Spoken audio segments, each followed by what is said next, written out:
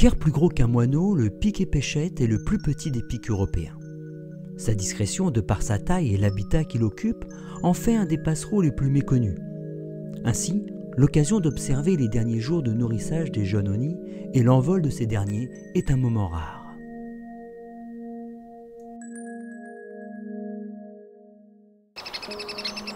Le piquet-pêchette, hormis sa taille et l'absence de rouge sur le bas du ventre, s'apparente au piquet-pêche.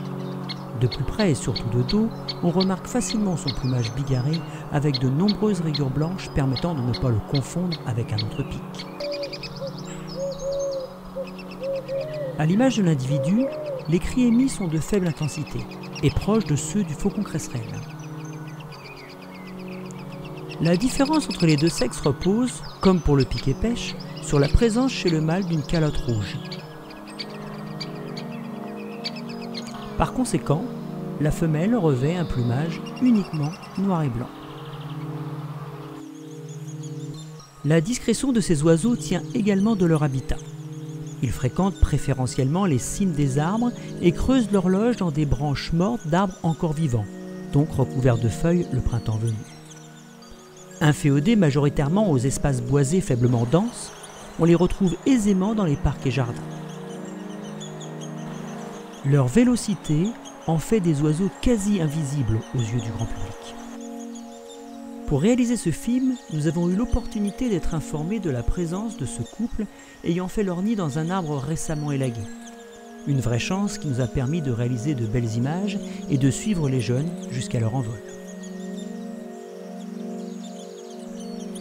Lors de la période de reproduction, leur territoire est assez restreint, juste suffisant pour permettre l'approvisionnement de la couvée en proies de toutes sortes.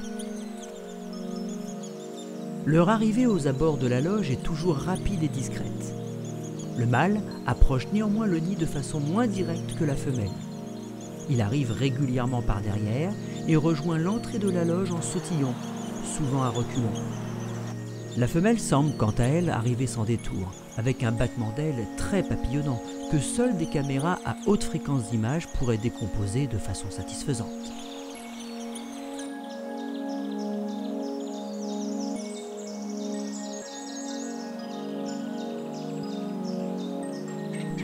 L'autre grande différence à ce stade de l'élevage des jeunes est l'implication prédominante du mâle.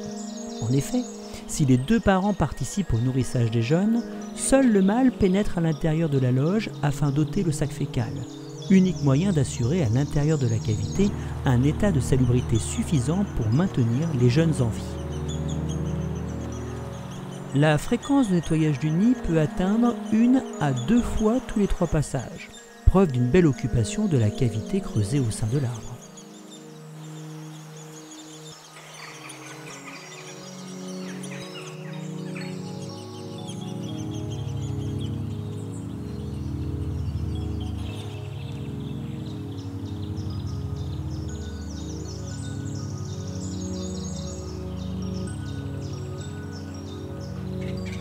Jusqu'à présent, l'observation simultanée des deux adultes au niveau de la loge a rarement été réalisée.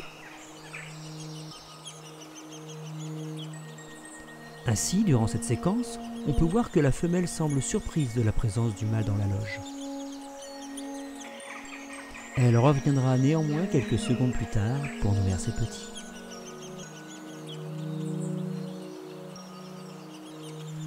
Si l'incubation des œufs dure une dizaine de jours, il faudra attendre le double pour voir les jeunes grandir et s'envoler.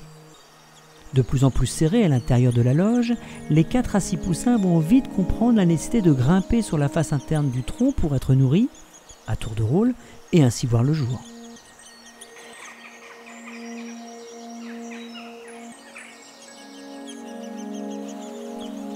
Plus les jeunes grandissent, plus le nourrissage s'intensifie, avec à certains moments de la journée une cadence pouvant atteindre les 2 à 3 minutes. À cet instant précis, pas plus d'1 minute s'est écoulée entre les 2 nourrissages effectués par la femelle.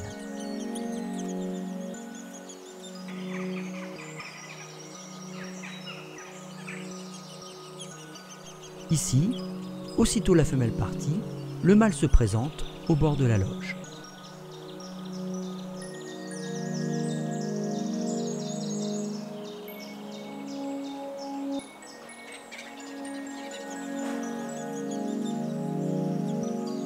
Comme on peut le constater, cette frénésie laisse en revanche peu de temps à la femelle pour entretenir convenablement son plumage.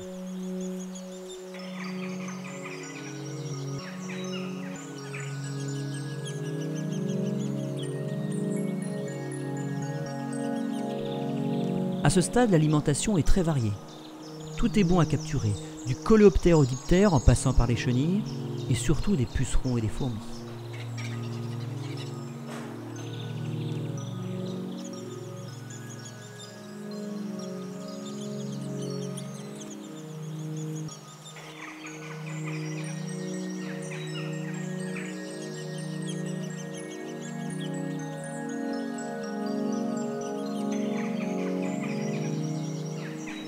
Le bec fin des adultes est chargé au maximum, afin de répondre au mieux aux besoins de leur progéniture affamée.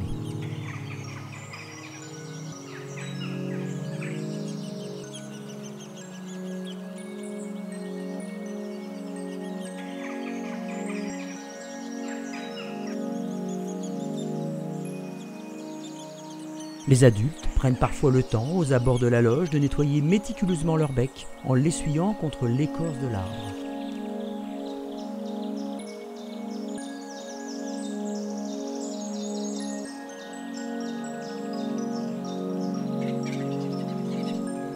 À moins de 6 jours de l'envol, les jeunes commencent à passer la tête, et grâce à la calotte rouge des jeunes mâles, on peut deviner très nettement la présence d'au moins un mâle et une femelle. Il faudra néanmoins attendre la fin de l'envol des jeunes pour faire le décompte et connaître le nombre exact de jeunes ayant survécu. La vigilance des adultes reste de mise.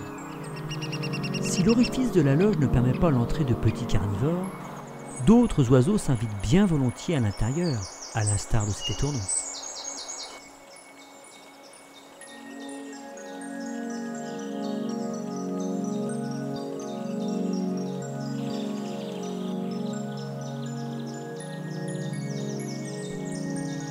Bien que nichant juste au-dessus, dans une ancienne cavité de pic, il ne résistera pas de toute évidence à venir visiter l'antre de ses voisins.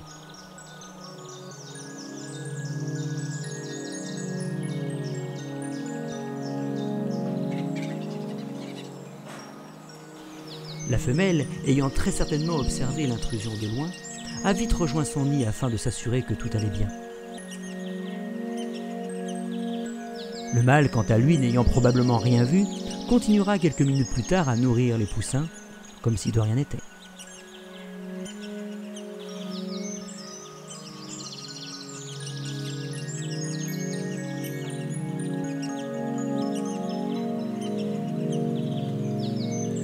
Les allers-retours continuent donc, sous le regard des autres locataires de l'arbre.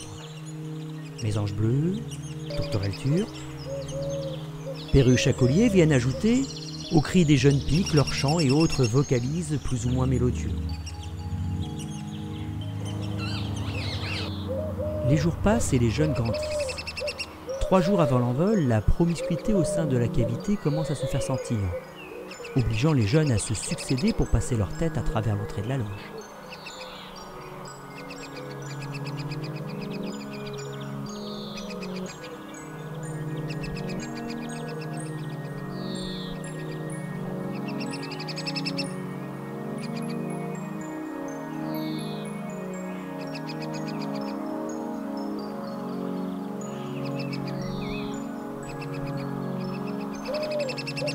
Ils découvrent le monde qui les entoure et attendent avec impatience le retour d'un des parents avec le bec chargé de victuailles.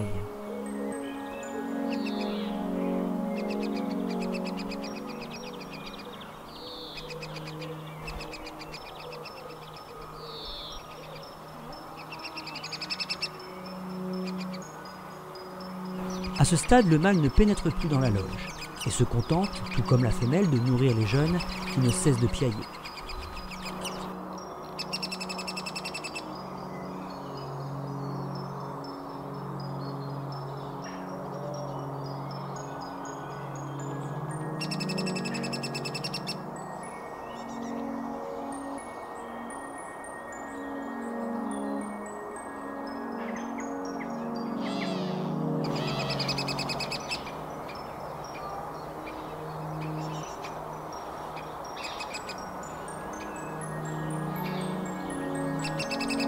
Pour l'observateur, c'est l'occasion d'admirer sur un court laps de temps toute la famille jusqu'alors bien difficile à voir, de par la taille des oiseaux et surtout la distance nécessaire à respecter pour préserver leur tranquillité.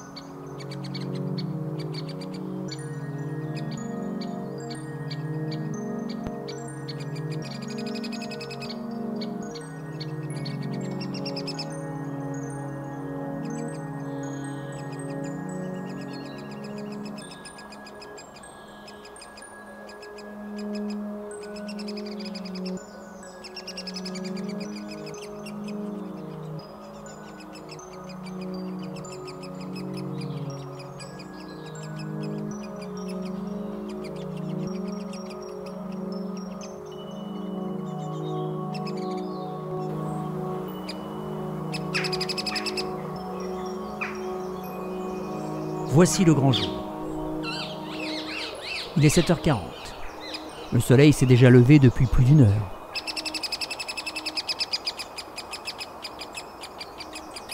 Après un dernier nourrissage par son père au niveau de la loge, le jeune mâle observe attentivement l'extérieur et prend la lourde décision de quitter le nid en s'envolant tout droit devant lui.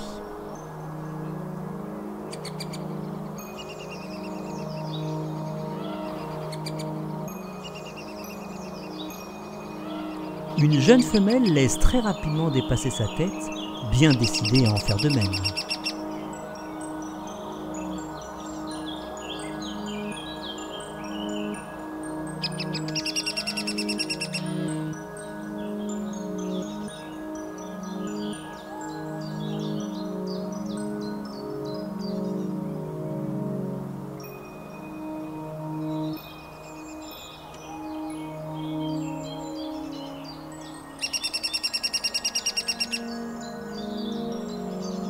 Pendant près de 35 minutes, elle cherchera la présence d'un des adultes pour la guider vers l'extérieur.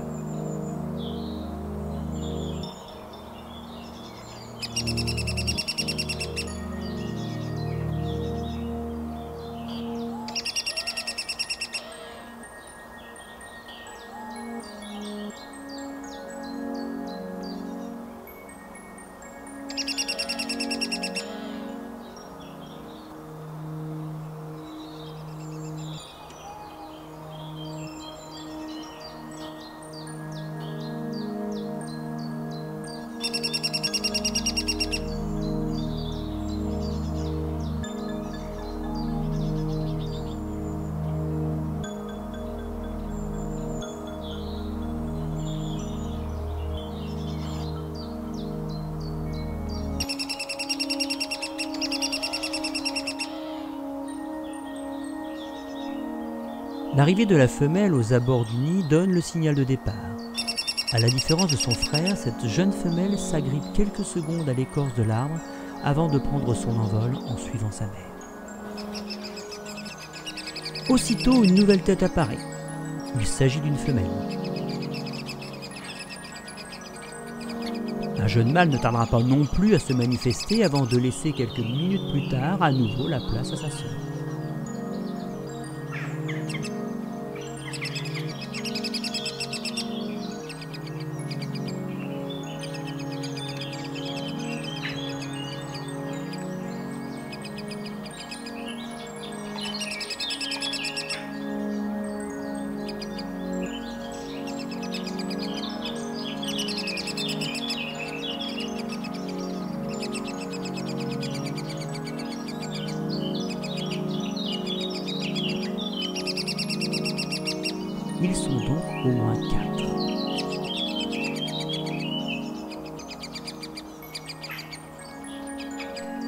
Sans doute impatients de quitter le nid, les derniers jeunes vont devoir attendre s'ils veulent être aidés par un de leurs parents.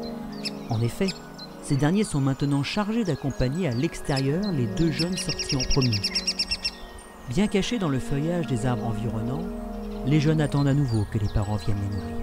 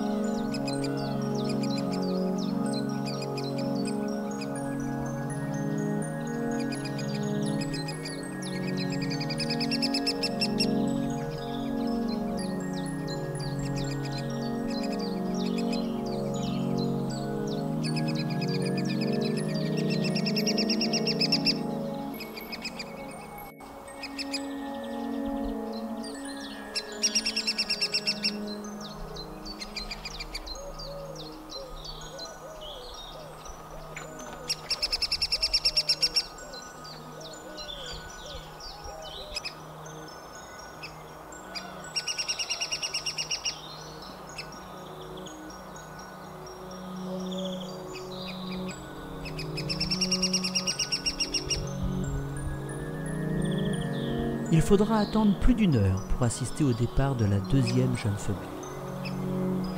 Après un dernier nourrissage au nid par son père, elle s'envolera comme son premier frère, droit devant, pour se réfugier dans un arbre voisin bien à l'abri des regards.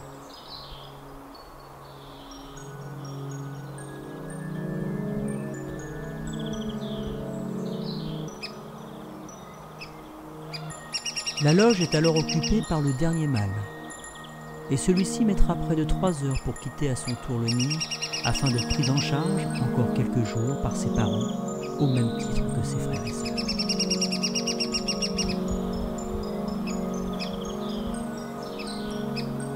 Pas moins de 2 mâles et 2 femelles de pique et pêchette se seront envolés de cette loge située dans un quartier résidentiel de la banlieue lilloise ce 25 mai 2020.